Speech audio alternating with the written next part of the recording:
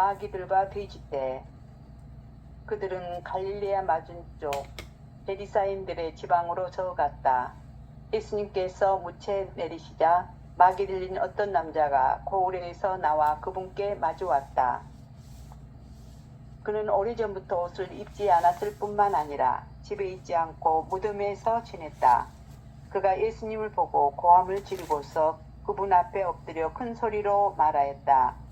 지극히 높으신 하느님의 아들 예수님, 당신께서 저와 무슨 상관이 있습니까? 당신께 청합니다. 저를 괴롭히지 말아 주십시오. 예수님께서 들어온 영에게 그 사람에게서 나가라고 명령하셨기 때문이다. 그 더러운 영이 그를 여러 번 사로잡아 그가 쇠사슬과 족쇄로 묶인 채 감시를 받았지만 그는 그 묶은 것을 끊고 마귀에게 몰려 광야로 나가곤 하였다. 예수님께서 그에게 내 이름이 무엇이냐 하고 물으시자 그가 군대입니다 하고 대답하였다. 그에게 많은 마귀가 들어가 있었기 때문이다. 마귀들은 예수님께 지하로 물러가라는 명령을 내리지 말아달라고 청하였다. 마침 그 산에는 노아 기르는 많은 돼지떼가 있었다. 그래서 마귀들이 예수님께 그 속으로 들어가도록 허락해 달라고 청하였다. 예수님께서 허락하시니 마귀들이 그 사람에게서 나와 돼지들 속으로 들어갔다. 그러자 돼지떼가 호수를 향해 비탈을 내리 달려 물에 빠져 죽고 말았다. 돼지를 치던 이들이 그 일을 보고 달아나 그 볼과 여러 촌락에 알렸다. 사람들은 무슨 일이 일어났는지 보려고 나왔다. 그들은 예수님께 와서 마귀들이 떨어져 나간 그 사람이 옷을 입고 제정신으로 예수님 발치에 앉아있는 것을 보고는 그만 겁이 났다. 그 일을 본 사람들은 마귀 들렸던 이가 어떻게 구원받았는지를 알려주었다. 그러자 게리사인들은 지역 주민 전체가 예수님께 자기들에게서 떠나주십사고 요청하였다. 그들이 큰 두려움에 사로잡혔기 때문이다. 그리하여 예수님께서는 배에 올라 되돌아가셨다.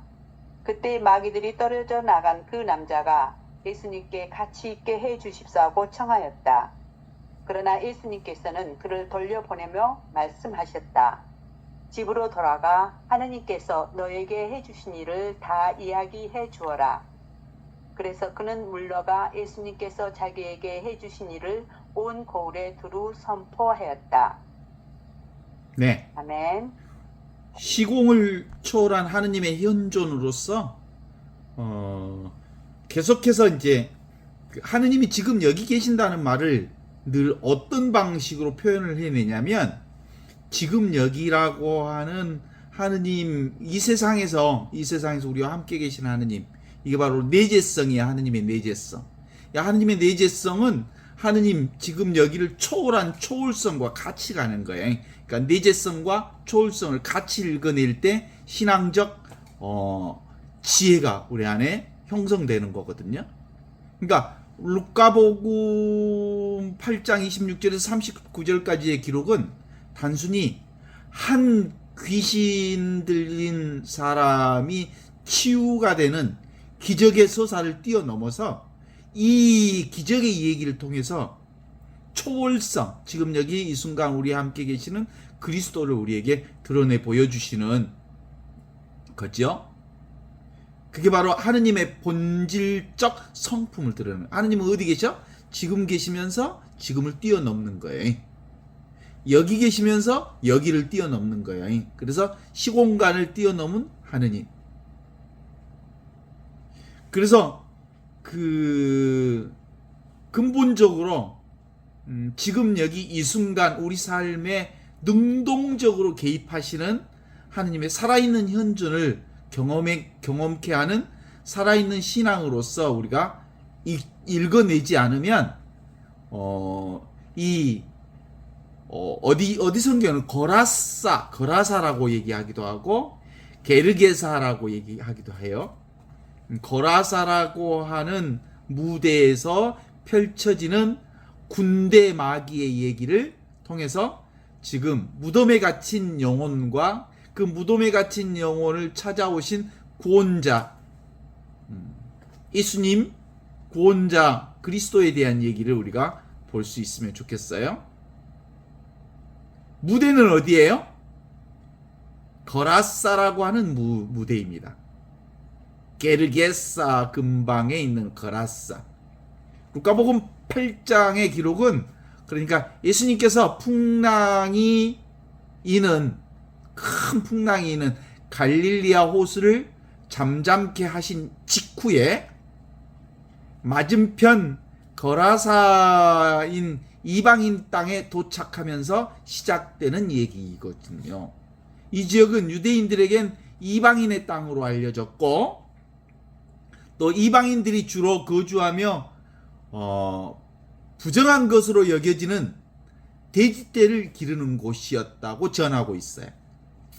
예수님께서는 폭풍을 해치고 이방인의 땅으로 직접 발걸음을 옮겨가신 것은 바로 하느님의 구원이 특정 민족이나 종교 경계를 국한하지 않고 하늘, 땅, 우주 모든 이에게, 모든 존재에게 열려 있음을 선포하는 구원의 행위였던 거거든요. 이는 거룩함이 세상의 더러움으로부터 분리된 게 아니라 오히려 세상 한가운데 직접 들어가서 그 오염을 정화시키는 하느님의 역동적 성품을 보여주는 신앙적 무대를 드러내 보여주고 있죠. 그러니까 거라사 지역에 도착한 예수님은 귀신 들린 자를 만나는 걸로 이 얘기가 시작됩니다. 그는 옷을 입지 않았고 집에도 거하지 않았으며 무덤 사이에서 생활하고 있다고 전해지고 있죠. 이러한 묘사는 단순히 질병에 걸린 상태를 넘어서 한 인간의 인격과 삶이 완전히 파탄난 상황이라고 하는 걸 보여주고 있죠. 그래서 사회로부터 완벽하게 철저하게 단절된 실존적 비극을 상징하는 사람, 거의 이 세상 사람이 아닌 것처럼 이 사회에서 완벽하게 분리된 사람. 그래서 그는 어떤 상태이냐면 쇠사슬과 쇠고랑에 매어 있었으나 초인간적인 힘으로 그것을 잘 끊어버리고 광야로 도망칠 정도로 강력한 힘에 사로잡혀 있다고 전하고 있어요. 그의 몸에 들어간 귀신의 이름이 뭐라고요? 군대. 군대라는 것으로 그가 로마 군단처럼 조직적이고 거대한 악의 권세에 사로잡혀 있음을 의미하고 있습니다. 이는 어떤 인간적인 노력이나 속박으로도 해결할 수 없는 오직 하느님의 초월적 권능으로만 극복 가능한 영적 전쟁의 비참한 현실을 군대 마귀의 얘기를 통해서 드러내 보여주고 있죠. 이 마귀에 사로잡힌 자는 과거의 고통스러운 상처와 미래에 대한 불확실성이라고 하는 족쇄에 묶여 있는 겁니다. 여기서 이 핵심 포인트는 영적으로 읽지 않으면 안 되는 거.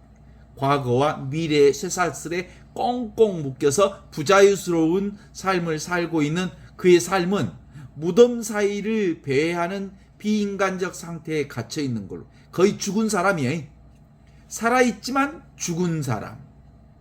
이런 오직 지나간 시간에 대한 회한, 과거에 빠져 있는 거지. 그리고 다가올 파멸에 대한 두려움으로 가득 찬 실존적 인간의 비극을 상징한다고 볼 수 있겠죠. 그는 이미 과거에 나를 상실했고 미래의 희망마저 빼앗겨버린 오직 현재의 고통만이 존재하는 시간의 감옥 속에 갇혀있는, 그래서 도무지 인간의 힘으로는 해결이 불가능한, 그래서 지금 여기에 임하시는 그리스도, 지금 여기 이 순간 살아계신 그리스도를 통해서만이 해결할 수밖에 없는 사람이라는 것을 전제하고 있는 모습으로 볼 수 있습니다. 여기서 귀신 들린 자는 예수님을 보자마자 어떤 태도를 보여요? 그 앞에 엎드려 절을 합니다. 지극히 높으신 하느님의 아들이라고 신앙 고백을 해요. 예수를 누구로 보는 거예요? 하느님의 아들 그리스도로 보는 거예요. 자신을 괴롭히지 말아달라고 간청합니다. 귀신은 영적 전조로서의 예수님의 신성을 즉각적으로 알아보았으며 그의 절대적인 권위 앞에 공포를 느끼는 정도로 표현하고 있습니다. 이 장면은 하느님의 초월성이 구체적으로 인간 예수 그리스도를 통해서 이 땅에 현현되어지는 놀라운 순간을 보여주고 있죠. 하느님의 현존은 추상적인 개념이 아니라 지금 여기 이 순간 살아계신 그리스도를 드러내서 악한 영의 권세를 깨뜨리고 한 영혼을 구원하는 능동적인 사건으로 드러내 보여주고 있습니다. 그러니까 예수님 말씀 한마디로 군대 귀신은 그 사람에게서 나와서 돼지떼로 들어가는 호수로 온전히 몰살당하는 상황을 우리가 볼 수 있습니다. 뭐라고 해요? 그 몇천 마리? 2천 마리?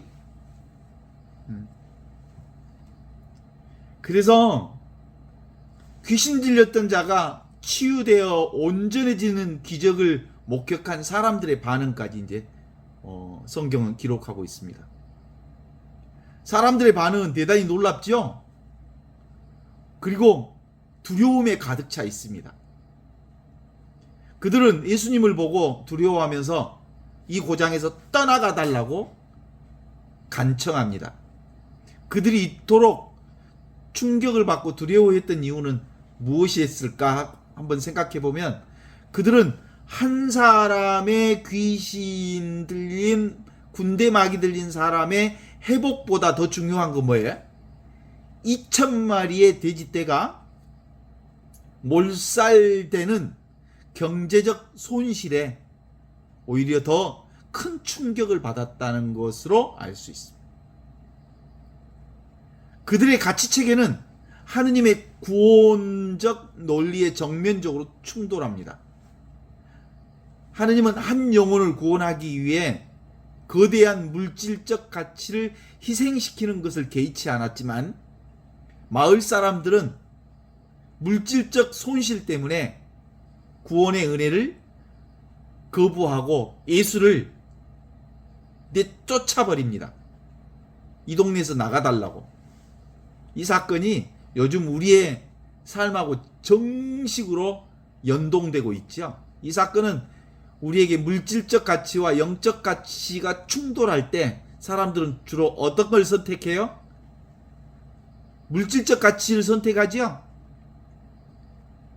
사람들은 한 사람의 생명을 돼지떼의 경제적 가치로 환산하고 그의 손실을 감당할 수 없기에 구원자를 예수님을 그리스도를 거부합니다.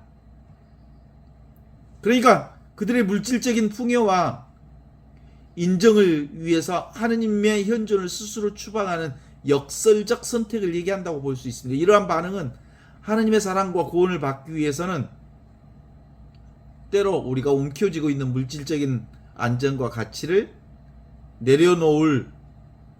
놓아야 함을 시사하고 있는데 오늘날 많은 사람들도 자신의 돼지떼, 안정된 삶, 소유, 재산, 권력, 명예 이런 것들을 지키기 위해 지금 여기 이렇게 살아계신 그리스도를 불편하게 여겨.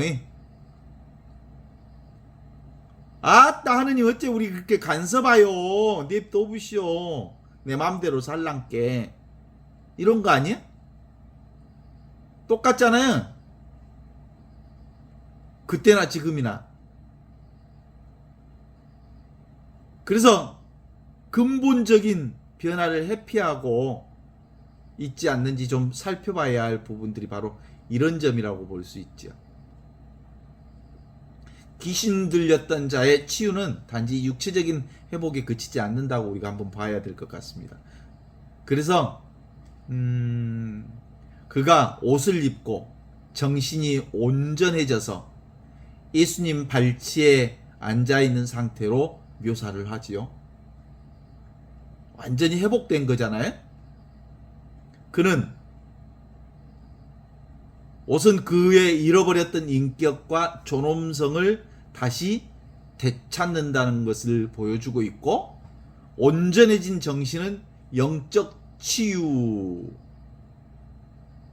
영적인 자유와 사리분별을 상징하게 되는 모습으로서 그는 더 이상 사회적 추방자가 아닌 공동체의 일원으로 돌아갈 수 있는 존재로 회복된 것을 보여주고 있습니다.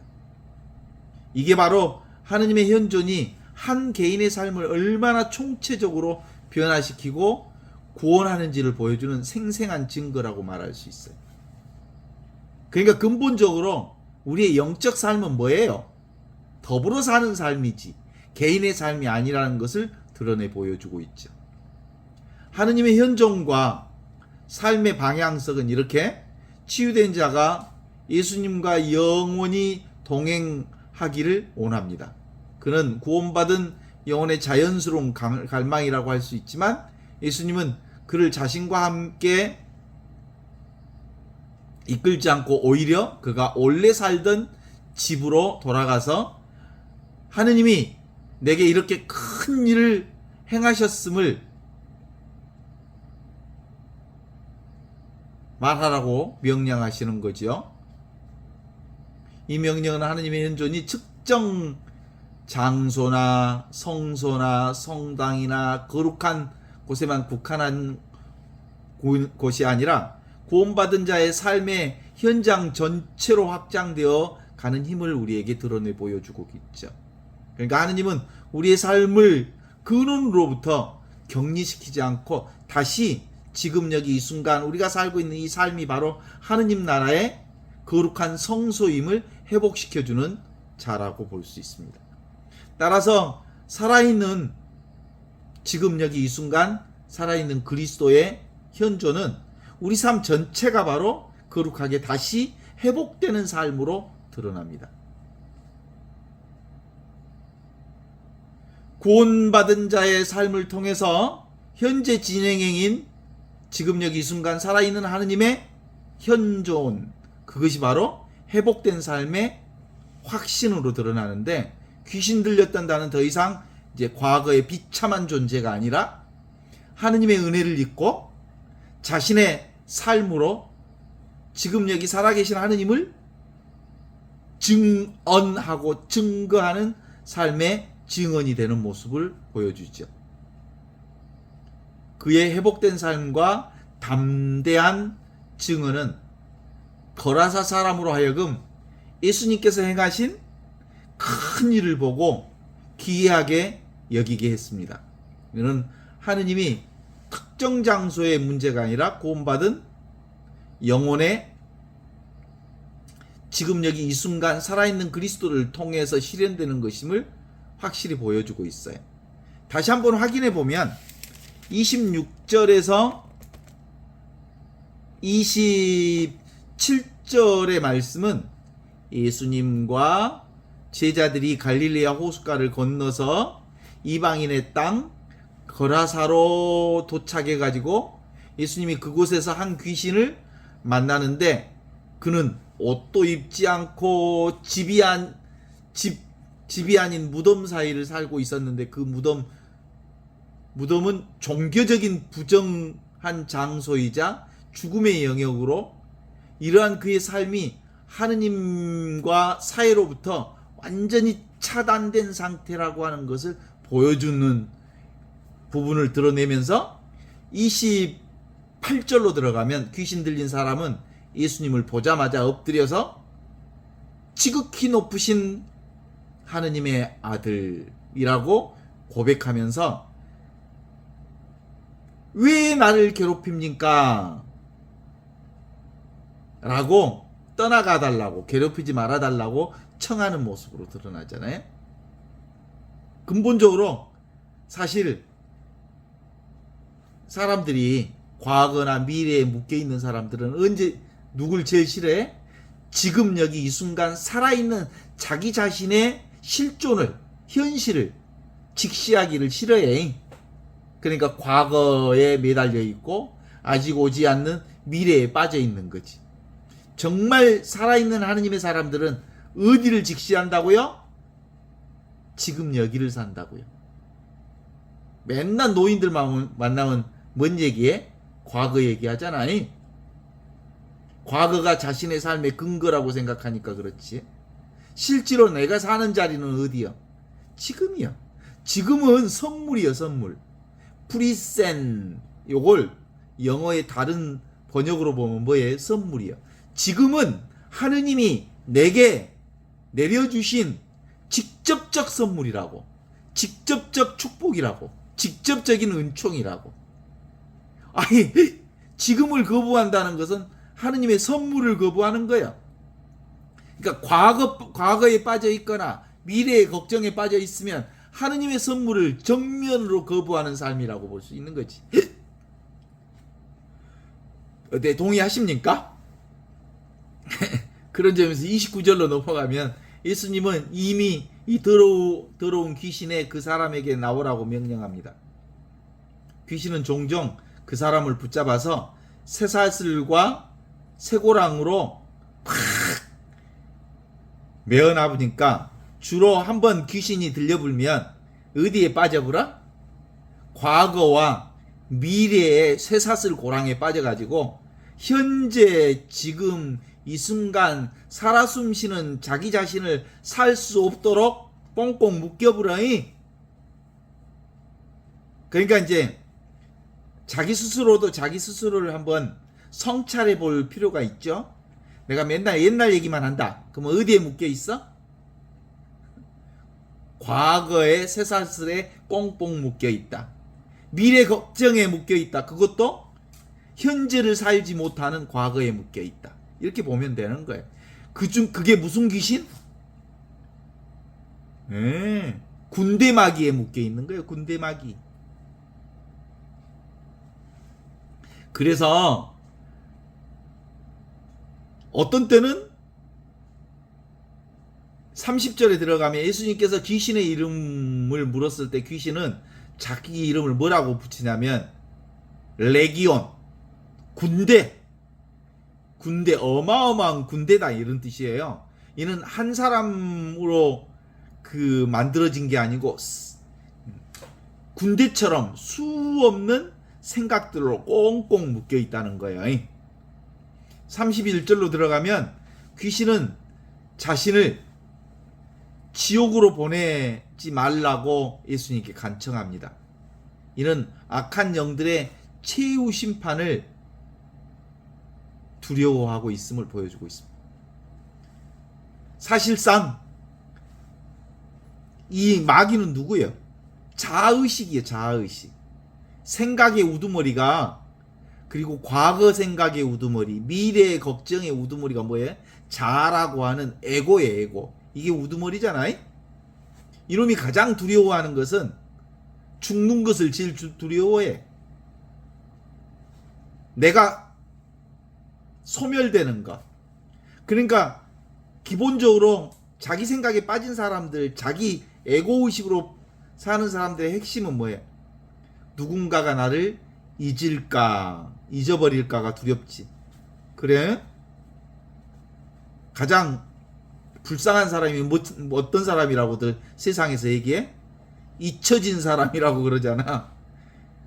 아, 자식들에게 잊혀질까, 친구들에게 잊혀질까, 세상으로부터 잊혀질까 하는 것을 제일 두려워해. 그런데 실제로 사람들은 죽음을 두려워하는 이유는 바로 그거야. 사람들이 나를 잊어버릴 거다. 나 죽으면 까맣게 다 잊어버릴 거다. 그래서 죽는 것이 제일 두려운 거예요. 그래서 세상에서 가장 두려운 건 죽음이다. 이렇게 보는 거야. 그런데 하느님 나라에서는 태어남도 없고 죽음도 없는 영원한 생명, 그걸 뭐라고 해? 영생을 누리는 삶이 지금 여기 이 순간 살아있는 하느님을 사는 거거든요. 귀신들은 근처 돼지떼가 들어가기를 허락해달라고 요청했고 예수님은 이를 허락합니다. 그러자 귀신들이 돼지에게 들어갔고 돼지는 비탈을 달려서 호수로 빠져버립니다. 유대인들에게 돼지는 부정한 짐승이었고 이 사건은 부정한 영이 부정한 짐승과 함께 멸망하는 심판의 의미를 내포하고 있는 건데 근본적으로 사람들이 이 부정한 그러니까 지금 여기 이 순간을 살려면 뭘 포기해야 돼? 내가 따로 있다. 그리고 내 것이 따로 있다라고 하는 소유물 의지처를 내려놔야 돼. 의지처를 내려놓아서 비로소 자기 자신으로 회복되는 거잖아요. 그때 경제적, 재산상 손실이 있을 것을 전제할 필요가 있는 거예요. 지금 여기 이 순간 살아있는 하느님의 생명인 영원한 생명을 사려면 내 것이 따로 있다라고 하는 소유적 욕망으로부터 내가 탈출해야 비로소 어디로 들어가는 거야? 지금 여기 살아있는 나를 살 수 있어. 그러니까 귀신들이 어디로 빠져? 돼지떼로 빠져나가니까 경제적 손실은 이루어졌지만 실제로 그 사람은 완전히 회복됐잖아요. 자기 자신. 지금 여기 이 순간 이와 같이 살아있는 그리스도의 생명 텅 비어 있으면서 모든 것을 알아차리는 없이 계시는 하느님의 본성을 회복했잖아요. 돼지떼인 사람들의 반응이 놀라워. 저 사람이 회복된 것은 관심도 없어. 오메 돼지떼가 2,000마리면 아마 수억 될 텐데 수억 대의 재산의 손실을 입고 드디어 그가 회복된 것을 보게 된단 말이에요. 치유된 남자는 예수님과 함께 하기를 원했지만 예수님은 뭐라고 해? 너의 현장으로 돌아가거라. 그래서 너의 현장에서 하느님 지금 여기 이 순간 살아있는 그리스도 하느님의 현존을 증거하라고 얘기하고 있죠. 그런 점에서 이 거라사의 얘기는 하느님의 초월성이 어떻게 내재성을 통해서 드러내는가. 그러니까 이 세상은 다 하느님의 현장이잖아요. 하느님의 현장. 사실은 눈에 보이는 것은 임시적이고 한시적이고 일시적인 거잖아요. 왔다 가고 피었다 지고 생겼다 사라지는 것. 그걸 붙잡는 걸 내려놔라. 그러면 너는 원래부터 있는 하느님의 생명으로 회복된다. 이 얘기잖아요. 이게 근본적으로 예수님을 통해서 우리에게 내려주신 복음 중에 최고의 복음. 그죠? 하느님의 말씀은 단순히 지식이나 교리가 아니라 우리의 실존적 삶을 통해서 드러난 사건이에요. 그러니까 현장에서 우리가 뭐 신학책 읽어가지고 신앙이 만들어지는 게 아니고 지식을 쌓으면 쌓을수록 하느님과 멀어져. 왜 그럴까요? 하느님이 어떤 분이라고 하는 것을 붙잡으면서 현장에 계신 살아계신 하느님과는 점점 멀어지는 거예요. 하느님은 개념 속에 있지 않거든. 생각 속에 있지 않거든. 하느님은 언어나 말 속에 있지 않거든. 하느님은 지금 여기 이 순간 살아있는 분으로 계시거든. 그러니까 교리 공부를 많이 하면 할수록 하느님과 멀어진다니까. 신학책을 많이 읽으면 많이 읽을수록 하느님과 멀어진다니까. 그러니까 근본적으로 신앙은 지금 여기 살아계신 하느님을 경험한다는 건 뭔 뜻이에요?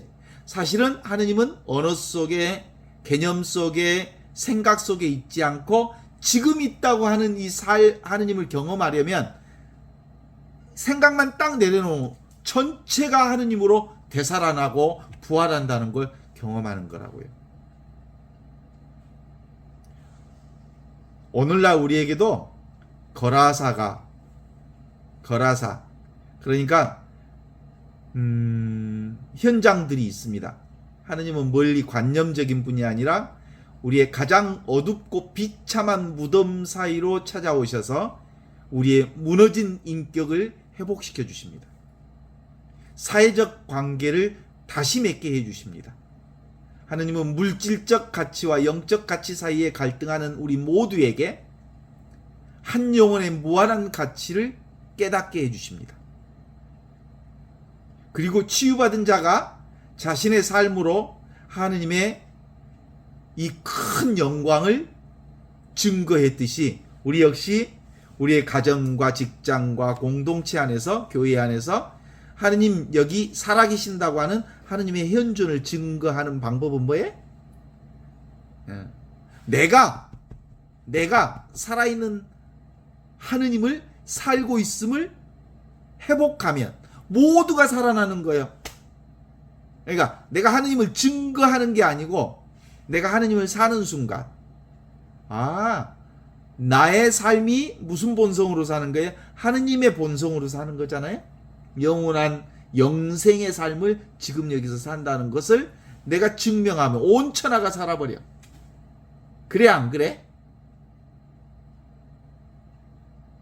그게 증명이라고. 그래서 살아있는 하느님의 구원의 이 섭리는 근본적으로 살아있는 하느님에 대한 강력한 신앙 고백을 얘기하고 있는 거지. 우리도 각자가 각자의 삶의 거라사에 들어가서 하느님께서 우리에게 어떤 큰 일을 하셨는지를 증거하는 삶의 사명을 받은 존재임을 잊지 말아야 되는 거지.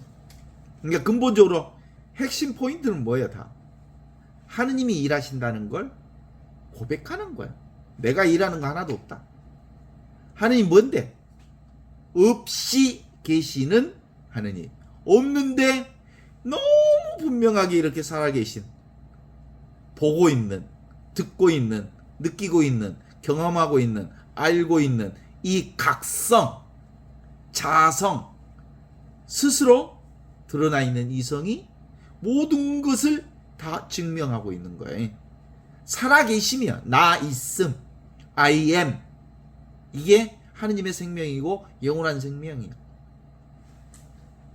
그쵸? 그것을 어디서 증명해?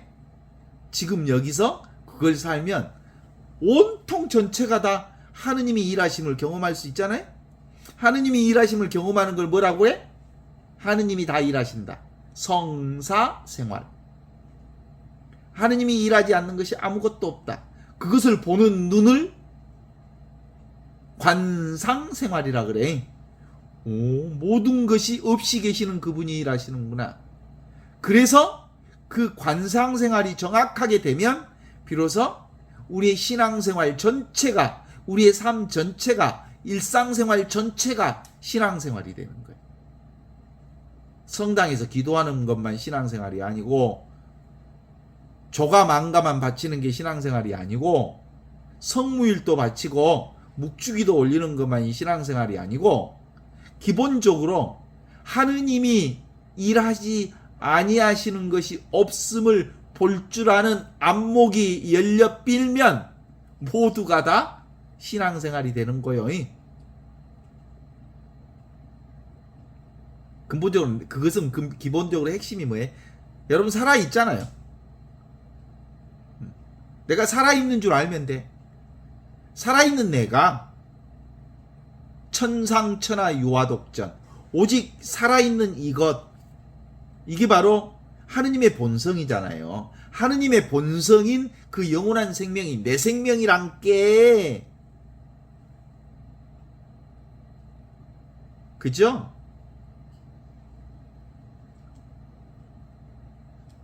근데 생각에 의지하면 바로 어디에 빠져버려? 군대마귀에 빠져버려. 과거 미래에 쇠고랑 차불어. 생각에 빠지면 과거 미래에 쇠고랑 차분단께. 그래서 마음이 가난한 사람은 행복하다. 하느님 나라가 너희의 것이다. 마음이 깨끗한 사람은 행복하다. 하느님 나라가 그대에 가까이 있다. 그 마음이 깨끗하다는 말은 생각을 내려놓은 것. 내 생각으로 안 산다. 오직 살아계신 하느님, 지금 여기 눈앞에 살아계신 그 하느님이 일하신다고 하는 눈이 떠지면 비로소 마음이 가난한 사람이고 하느님 마음이 깨끗한 사람이어서 하느님 나라를 지금 여기서 살게 된다께. 그게 바로 성경으로 보면 뭐라고 말할 수 있을까요? 너희 아버지께서 완전하니 너도 완전한 사람이 되어라. 그 말씀이요. 아버지 하느님이 하느님의 본성을 가지신 하느님 아버지의 본성을 가진 그분이 완전하니까 나도 완전하다 이 말이요. 그 말은 뒤집으면 뭐야? 아버지의 본성이 내 본성이라 이 말이요. 그래서 지금 내가 경험하는 모든 것은 뭘 경험하는 거야? 아버지께서 펼치시는 하느님의 본성이 펼치시는 최상을 경험하고 있는 거야. 그래서 우리는 이미 구원된 자요, 이미 은총 가운데 사는 자요, 이미 축복 가운데 하느님의 영광을 사는 자라는 거죠. 아버지가 완전하니까 너희도 완전해. 아버지가 온전하니까 너희도 온전해. 아버지와 너는 하나야. 내가 아버지 안에 있고 아버지가 내 안에 있는 것처럼 너희도 내 안에 있어야 한다 라는 말이 그 말이요. 이미 완전한 이것을 지금 여기서 살면 되는 거야. 어때? 보는 그대로 완전한 거야. 생각하니까 어메 내 맘에 안 드네 그러지. 오메 배기 싫으네 그러지. 생각하니까. 그 생각이 뭐라고? 군대 마귀한테 귀신굴에 빠지는 거라고. 쇠고랑 차는 거라고. 그래서 기본적으로 지금 여기 이렇게 살아있는 이 자각이 하느님의 생명입니다. 나 살아있다고 자각되지요? 그래 안 그래요? 그게 내 살림살이란 게. 존재의 가장 자연스러운 상태가 바로 하느님의 생명이랍니다. 본래 온전한 하느님의 생명. Be still. 고요히 있으라. 그러면 네가 하느님인 줄 신인 줄 알게 되리라. 이 말은 고요히 있으면 지금 고요히 있으면 뭔 소리가 들린지 아요? 풀벌레 소리가 들려. 풀벌레 소리가 들린다는 말은 무슨 뜻이야? 풀벌레 소리가 텅 비어있는 하느님을 노래하고 있는 거야. 없이 계시는 하느님을 노래하는 게 바로 풀벌레요. 그렇지 않습니까? 그러면 네가 곧 하느님임을 알게 되리라. 의식하니까 세상이 존재하잖아요. 의식이 곧 존재고 존재가 바로 의식하는 그 존재가 바로 하느님의 지극한 복락을 드러내고 있기에 비로소 나라는 존재는 더불어 생명을 사는 존재예요. 더불어 의식이요. 더불어 생명이고 더불어 존재지요.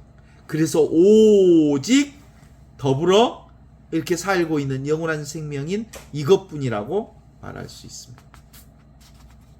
기가 막히네. 그죠? 지혜로운 자는 세상, 우리가 경험하는 모든 세상을 통해서 지금 여기 이 순간 살아있는 하느님의 현존인 그리스도를 만나고 그리스도의 본성과 하나 돼. 그게 바로 내 살림살이라. 그러니까 다시 요걸 우리가 이해할 수 있다면 그렇게 얘기할 수 있어요. 상대를 통해서만, 상대 세상을, 우리가 경험하는 이 상대 세상을 통해서 비로소 절대 하느님을 보여주셔. 절대 하느님을 경험하려면 이 상대 세상을 정확하게 경험할 수 있어야 돼. 그걸 불교적인 말로 뒤바꾸면 뭘로 그래? 색을 통해서만, 눈에 보이는 생을 통해서만 이 텅 비어있는 공을 드러내고 있어. 공이 있으니까 색이 있고, 색이 있으니까 텅 빈 공이 있다 그러는 거야. 이걸 우리가 경험하는 물결로 보면, 파도와 물결은 다 뭘로 되어 있어? 파도가 치니까, 물결이 치니까 바다가 있는 줄 알아. 물결이 곧 물을 드러내고 있는 거예요. 물결은 내가 물이다 하는 걸 보여주는 거잖아. 그러니까 보이는 세상은 보이지 않는 하느님을 드러내고 있는 거잖아요. 우리가 이제 가을이 오니까 생멸 변화하는 온갖 것들, 요즘에 보니까 나락이 여물기 시작하면서 오메오메 나락이 이쁘 갖고 겸손하게 고개를 숙이기 시작했어. 보이요 안 보입디요? 나락이 고개 숙이기 시작했다니까? 이게 뭔 뜻이야?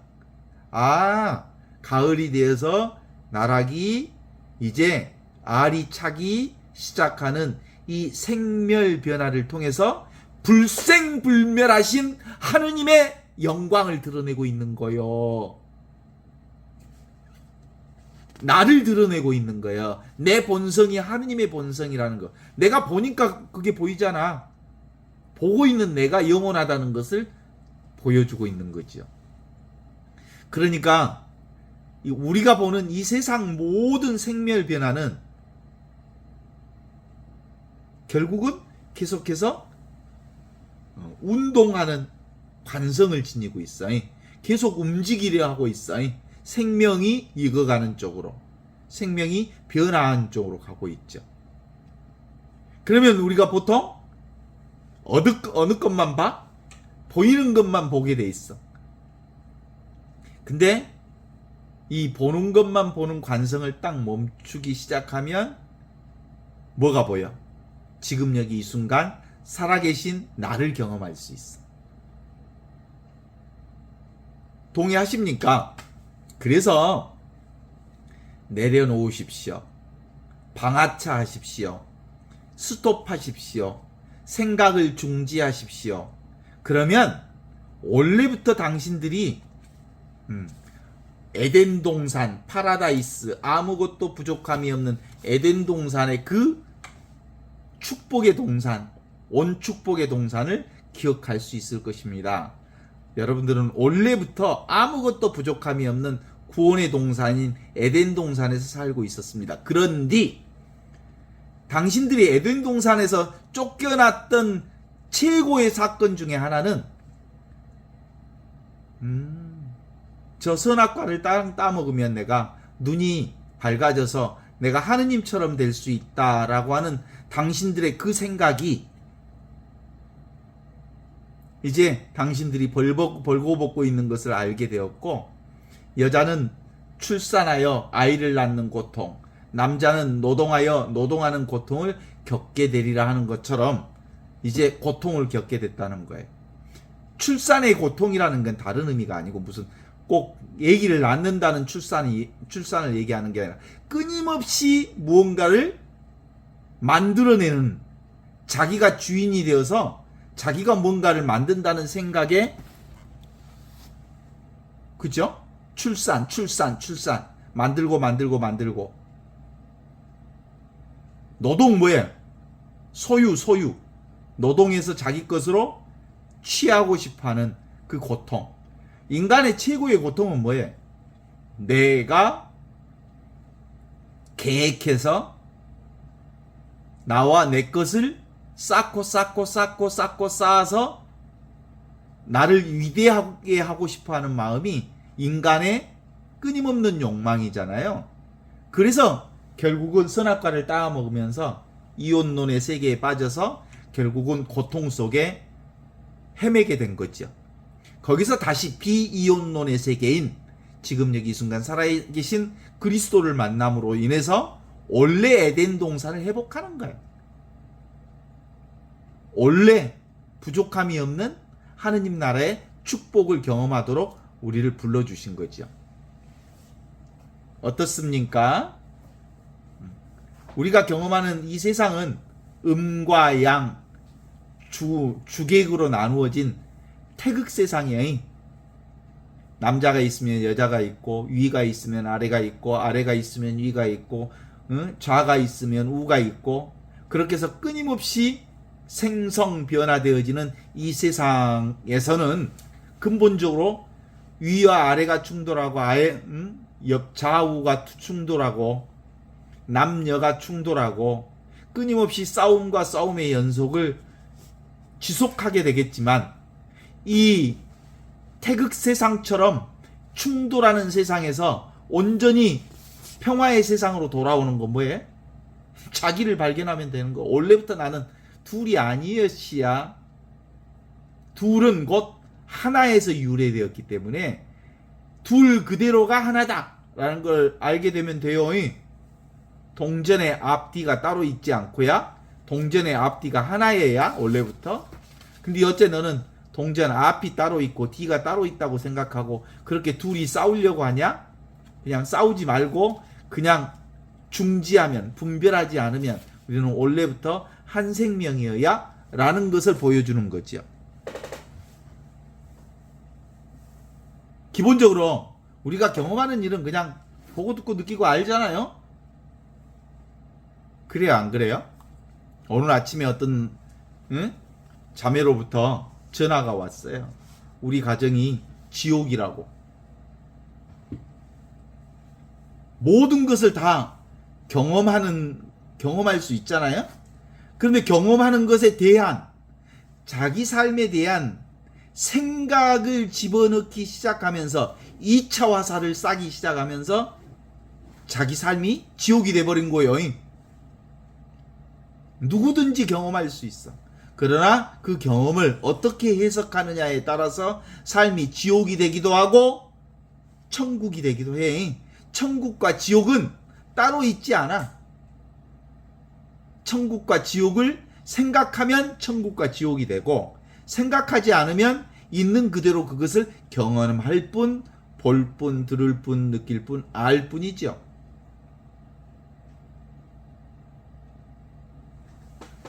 그죠? 마른 하늘에 갑자기 시커먼 구름이 막 뜨기 시작하니 하더니 천둥 번개가 막 내려치기 시작해.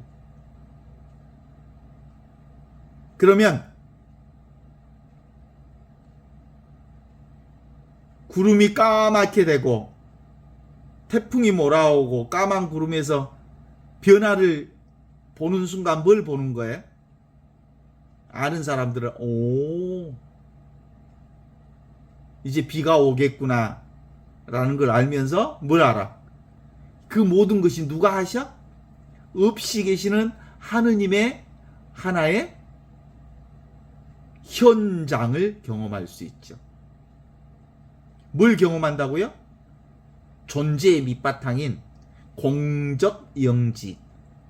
텅 비어 있으면서 아무것도 없는 자리에서 시커먼 구름이 생기고 천둥 번개 소리가 들리고 그런 것들이 다 어디서 들리는 거예요? 텅 비어 있는 자리에서, 아무것도 없는 자리에서 들린다는 걸 알게 되는 것이죠. 그러니까 내가 있고 네가 있고 구름이 있고 하늘이 있고 다 그건 뭐예요? 다 우리의 생각이 만들어낸 환영이에요. 실제로는 나도 없고 세상도 없고 그냥 뭔만 있어? 없이 계시는 하느님만 계셔. 없이 계시는 하느님 안에서 인연 따라, 조건 따라, 상황 따라, 물결 따라 그냥 어떤 것이 일어날 뿐이요. 천둥 번개가 칠 뿐, 구름이 흐를 뿐, 그리고 온갖 것을 경험할 뿐, 그 모든 것이 다 어디서? 지금 여기 이 순간 살아있는 하느님을 통해서 드러나는 거거든요. 그렇습니다. 가만히 있으면 모두 다 경험할 수 있지만 경험하는 이것에 대한 생각을 가지기 시작하면 삶이 엄청나게 복잡해져. 누구든지 고요히 있으라. 그러면 네가 신임을 알게 되리라. 생멸변화하는 모든 것들이 이 불생불멸, 텅 비어 있으면서 아무것도 없는 이 없이 계시는 하느님을 통해서 드러난 일들이란다. 이런 거죠. 지금도 풀벌레 소리가 들려오는데 이 풀벌레 소리를 듣는 나를 경험하게 됩니다. 풀벌레 소리를 듣는 나는 아무것도 없는 텅 비어 있는 이 자리를 통해서 풀벌레가 들리는 거죠. 그러니까 내 살림살이의 소리니까 내 소리지, 풀벌레 소리가. 알 수 없으니까, 알 필요가 없다는 것을 알게 되어지는 어느 순간 우리는 생각을 멈추게 돼요. 그러면 어디로 쏙 들어와? 생각을 멈추면 지금 여기 이 순간 살아있는 하느님의 품속에 쏙 들어와. 근데 생각에 붙잡히면 거라사의 군대 마귀처럼 과거와 현재에 완전히 붙잡히게 되는 거지. 더 이상 알 필요도 없고 또 알 수 없는 나를 이것뿐이구나. 하느님뿐이구나. 하느님의 본성이 지금 이렇게 살아계시구나. 이런 건 성령의 안목이 열린 사람이 가능해요. 성령의 안목이 열리면 그 군대 마귀도 사라지게 돼 있어.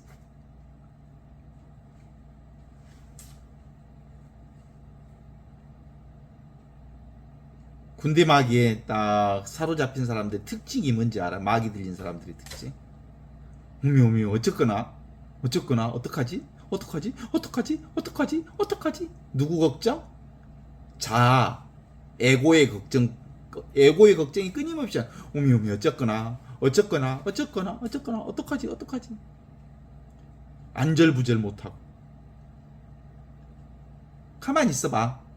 그럼 저절로 해결돼. 네가 그렇게 설치지 않아도 네가 설치니까 일이 더 망쳐. 가만히 있으면 지금 해야 할 일, 이 순간에 해야 할 일, 그게 눈에 보여. 그러니까 지금 할 일, 이 순간에 할 일만 찾으면 다시 고리가 풀리고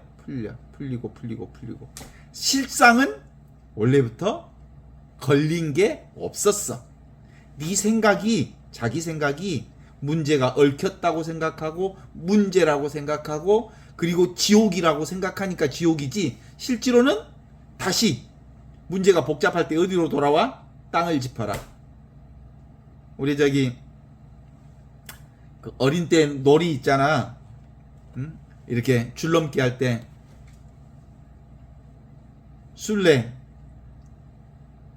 뛰어라 하늘 보아라 땅을 짚어라 뭐 그러잖아.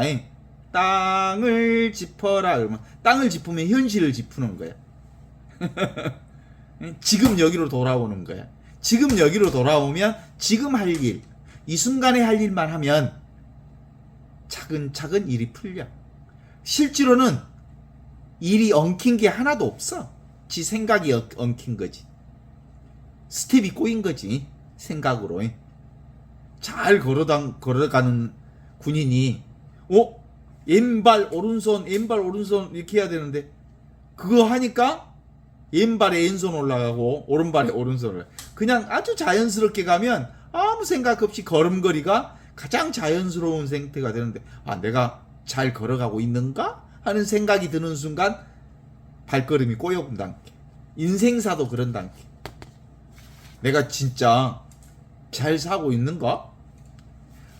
아무 생각 없이 살아도 참 잘 살고 있어요. 생각으로 살고 있으니까 스텝이 꼬인 거지. 그래서 어때요? 산만한 아이들도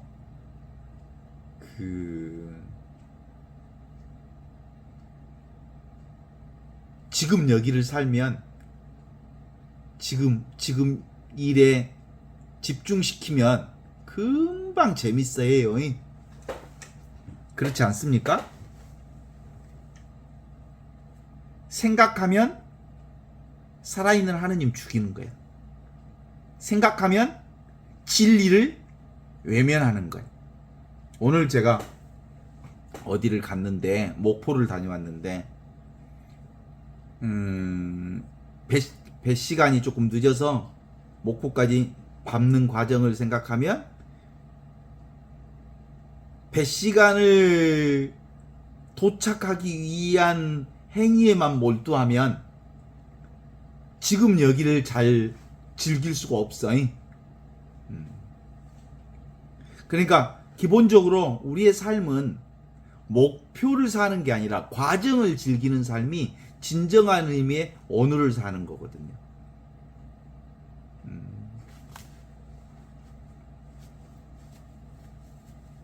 그런데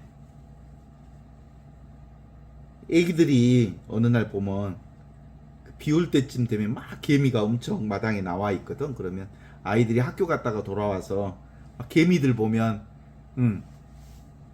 아주 저기 했던 아이들도 막 그 개미 막 지나가는 거 보고 막 한참 지켜보고 그러잖아. 그런 경우 봤죠? 그럴 때 어른들은 내가 옛날에 봤다. 그리고 그냥 안 보고 지나가지? 그죠? 애기들은 개미의 신비로운 이동 과정을 아주 세밀하게 지켜보고 신비롭게 지켜보는데 어른들은 나 옛날 봤지야? 하고 그냥 지나가는 이유가 뭘까? 아이들은 현재를 살 줄 알기 때문에 그렇고 어른들은 과거 내가 봤어라고 하는 기억으로 퉁쳐버리는 거야. 실제로 삶은 매 순간마다 신비롭게 삶이 연출되고 있음에도 불구하고 생각으로 퉁쳐버려. 나 옛날 봤이야? 그러는 거야. 지금 놀라운 것들. 그래서 아이들은 현재를 살고 있다면 어른들은 현재를 놓치게 되는 게 바로 그런 의미라고 볼 수 있죠. 현재는 뭐예요? 하느님이 우리에게 주신 선물 중에 가장 큰 선물 아닙니까? 이보다 더 큰 선물이 없죠? 그죠? 그래서 I am, 나 살아있음을 확인하는 일은 뭐예요? 과거와 미래의 쇠사슬을 끊는 방법. 과거와 미래의 쇠사슬을 끊는 방법은 지금 여기 이 순간 현재를 사는 방법.